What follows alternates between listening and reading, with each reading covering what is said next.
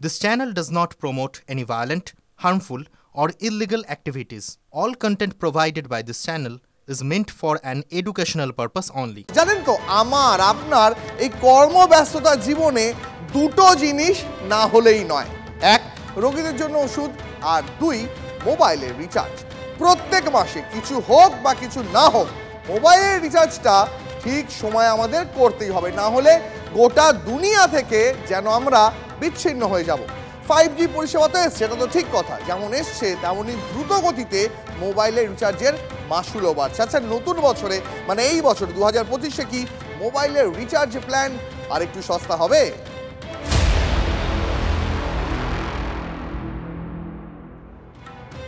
ঠিকই শুনেছেন, সেই সম্ভাবনাই কিন্তু জোরালো হয়েছে। তার কারণ দেশের টেলিকম নিয়ামক সংস্থা বা ট্রাই-এর এক নতুন নির্দেশিকা। কি বলছে তারা জানাবো, কিন্তু তার আগে একটা ছোট্ট পরিসংখ্যান আপনাদের সামনে তুলে ধরি। পরিসংখ্যানটা দেখুন। বর্তমানে আমাদের দেশে জনসংখ্যা প্রায় 145 কোটি। 2024-এর তথ্য অনুযায়ী দেশের প্রায় 76 কোটি মানুষ ইন্টারনেট ব্যবহার করেন, আর ফিচার ফোন ব্যবহার করেন 15 কোটির কাছাকাছি মানুষ। এই 15 কোটি মানুষ যাদের ফোনে ইন্টারনেট পরিষেবা লাগে না, কিন্তু তাদের প্রত্যেক মাসে গ্যাটের কড়ি খরচ করে ফোন রিচার্জ করতে হয়, তাদের কথাই এবার ভেবে টেলিকম সংস্থাগুলোকে নয়া নির্দেশ দিয়েছে ট্রাই। বলেছে শুধু ফোন কল এবং SMS এর সুবিধা থাকবে এমন রিচার্জ প্ল্যান আনতে হবে।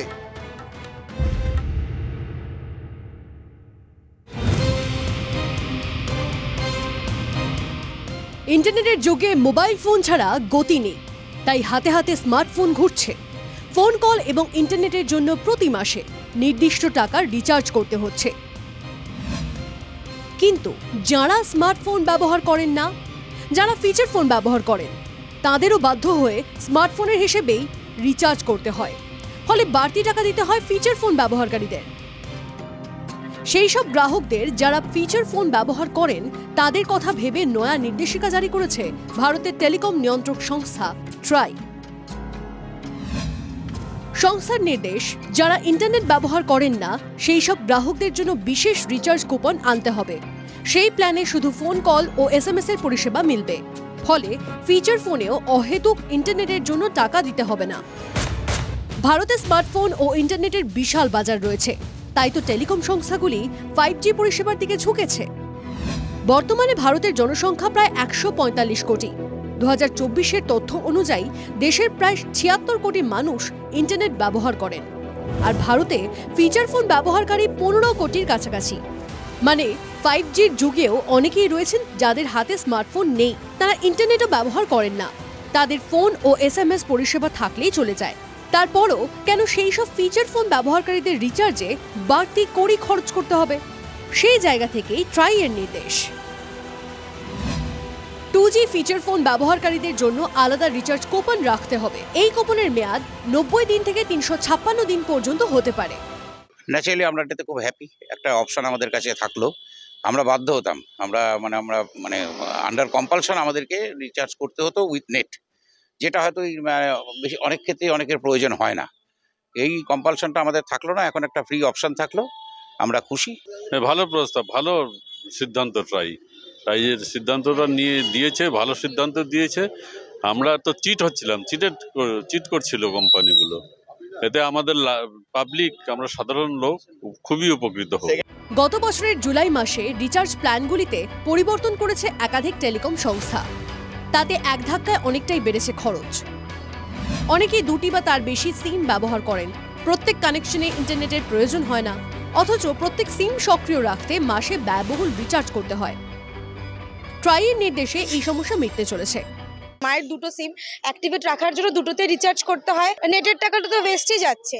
আমি যখন নেটটা ইউজ করবই না, যেন অনেক ক্ষেত্রে হয়তো আমি লাগছে না আমার 2 GB, কিন্তু আমার হয়তো সেই ডিউরেশনের জন্য টাকাটা দিন এক্সটেন্ড করতে হবে, তো ফলে আমাকে রিচার্জ করতেই হচ্ছে, টাকা ওয়েস্ট হচ্ছে। যদি এই সিস্টেমটা চালু হয় তাহলে তো খুবই ভালো হয়, কারণ আমাদের বাড়িতে মনে করুন 4 জন আছি, তো 4 জনে যদি আমরা দুটো করে সিম ইউজ করি তো 8টা সিম ইউজ হচ্ছে, কিন্তু আমাদের অ্যাকচুয়াল ইউজ হচ্ছে 4টা সিম।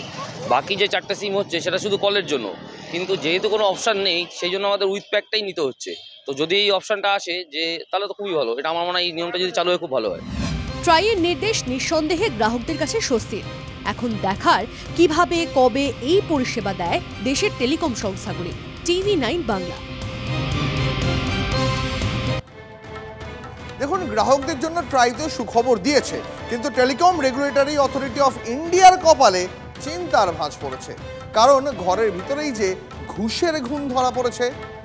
1 লক্ষ টাকা ঘুষ নেওয়ার অভিযোগ হিমাচল প্রদেশের ট্রাইয়ের রিসার্চ অফিসার নরেন্দ্র সিং রাওয়াতকে গ্রেপ্তার করেছে কেন্দ্রীয় এজেন্সি CBI। অভিযোগ, কেবল পরিষেবার জন্য লাইসেন্স পাইয়ে দিতে 1 লক্ষ টাকা ঘুষ নিয়েছেন ওই আধিকারিক। তদন্তে নেমে গোপন সূত্রের খবর পেয়ে 1 লক্ষ টাকা সহ হাতে নাতে ট্রাইয়ের ওই আধিকারিককে গ্রেপ্তার করে CBI।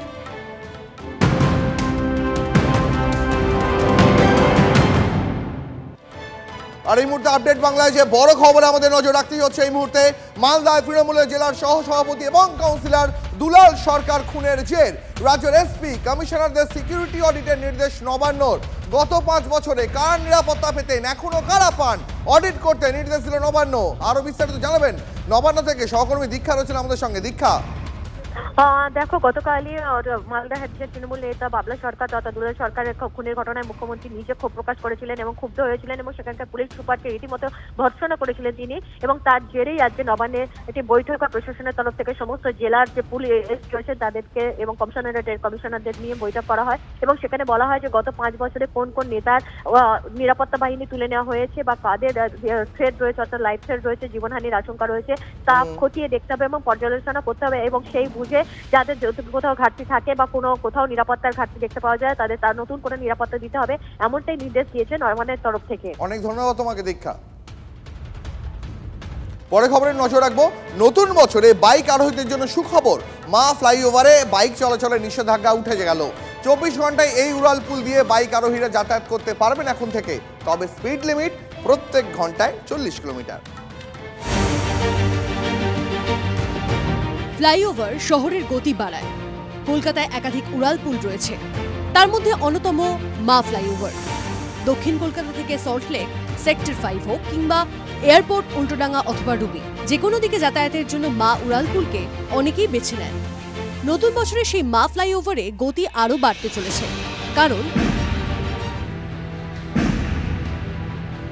গতির সঙ্গে তাল মিলিয়ে নিয়ম মানা প্রয়োজন, না হলেই বিপদ। সেই বিপদ বারবার টের পেয়েছে মা উড়ালপুল। একসময় বেপরোয়া গতির জেরে মা ফ্লাইওভারে বাইক দুর্ঘটনা লেগে থাকতো, তাই এতদিন মা ফ্লাইওভারে বাইক চলাচল নিয়ন্ত্রণ করা হতো। রাত 10টা থেকে ভোর 6টা পর্যন্ত ফ্লাইওভারে বাইক উঠতো না। তবে নতুন বছরে এই নিয়ম পাল্টে দেওয়া হলো। নয়া নির্দেশিকা অনুযায়ী এবার থেকে মা ফ্লাইওভারে 24 ঘন্টায় যাতায়াত করতে পারবেন বাইক আরোহী। ফলে গভীর রাতে কিংবা ভোরের দিকে প্রয়োজন মতো মা ফ্লাইওভার ব্যবহার করতে পারবেন 2 চাকার চালকরা। তবে এক্ষেত্রে দুর্ঘটনা এড়াতে বাইকের জন্য নির্দিষ্ট গতি বেঁধে দেওয়া হয়েছে। মা ফ্লাইওভারে নির্দিষ্ট গতিতে বাইক চালাতে হবে, নির্দিষ্ট গতিতে যাতায়াত করতে হবে 2 চাকার চালকদের। 2 হুইলার্সের জন্য মা ফ্লাইওভার কোনো রেস্ট্রিকশন থাকবে না। 2 wheelers can fly on Maa flyover, but there will be restriction on the speed. So this is one new change on Maa flyover. নতুন বছরে প্রশাসনের এই উদ্যোগকে স্বাগত জানিয়েছেন বাইক চালকরা। যে কোনো ফার্স্ট ওয়ার্ল্ড কান্ট্রিতেই ট্রাফিক সচল রাখতে হবে, চলুক। জনসাধারণের জন্য অনেকটাই সুবিধাজনক। গতি নিয়ন্ত্রণ করলে তো অবশ্যই সুবিধা হবে, ওখানে তো কোনো গতি কেউ মানে না।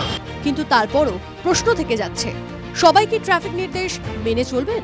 তবে এই নতুন নিয়ম কার্যকরী হলেও সেক্ষেত্রে বাইক আরোহীরা এই নতুন নিয়ম অর্থাৎ যে বাইকের যে গতি নিয়ন্ত্রণ সেটা কতটা তারা মেনে চলবেন এবং সেক্ষেত্রে ট্রাফিক পুলিশেরও কতটা নজরদারি থাকবে সেটাই এখন দেখার।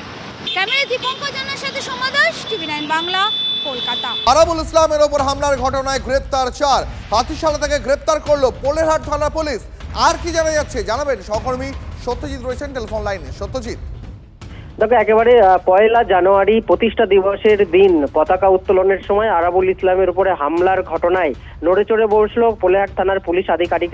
হাতিশালা, পাইকান, ওয়ারি একাধিক জায়গা থেকে মোট 4 জনকে শওকাত মোল্লার অনুগামী হিসাবেই পরিচিত, অর্থাৎ আরাবুল বিরোধী গোষ্ঠীর লোকজন, তারা 4 জনকে গ্রেপ্তার করেছে পোলেরহাট থানার পুলিশ এবং তাদেরকে জিজ্ঞাসাবাদ শুরু করা হয়েছে।